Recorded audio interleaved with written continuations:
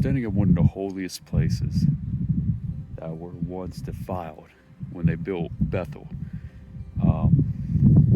Standing at a tree where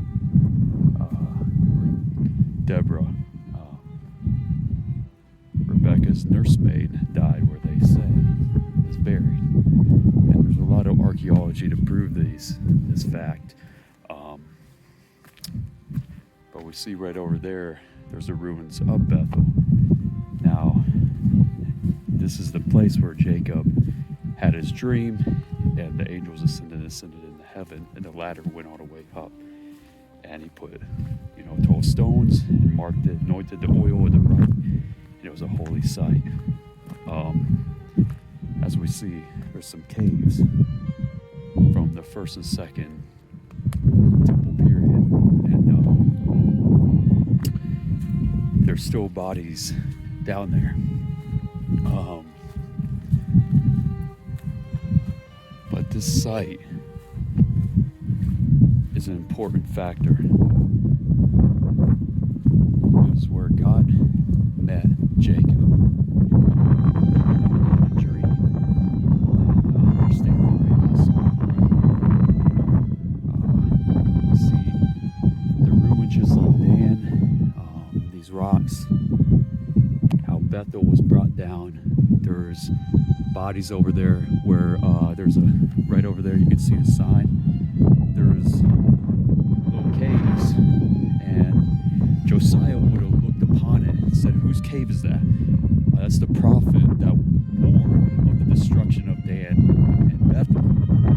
So when he seen that, he said, let them rest in peace. But everybody else that were defiled, he brought out of the graves and burned their bones upon the altar. Obviously, this rock was the ruins of Bethel, and there's nothing here. It's a sign and significance of what will happen to everyone who worships something false and does not follow the true God of Israel. We see these rocks were brought down to ruin. Any foundation that is not built upon the foundation of God, with holiness and reverence and awe to Him, with a heart, soul, and mind completely devoted and seeking Him, surrendered to Him, it will be brought down. Prophets warn, and people ignore. But God is coming to test everyone whose foundation is not built upon the solid rock, which is His foundation. His temple must be built in your hearts and your minds. His Spirit must dwell there. And we must question, do we really have the presence of God? Where we have communication like Jacob's ladder to heaven, descending up and down, and seeing the amazing presence that He has given us and the gift of His salvation, so He may put His Spirit within us to truly have that communication, like Jacob's ladder. This is incredible sight. What a presence. We must choose this day whom we will serve. And today we must choose life, so that we will have eternal life with Him.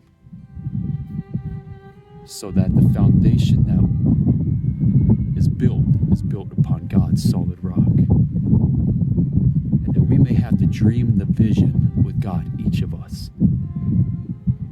Jacob alone had that dream, had that vision, and God revealed Himself to him. So the question is God revealing Himself to you, so that you truly have the vision of God and His presence?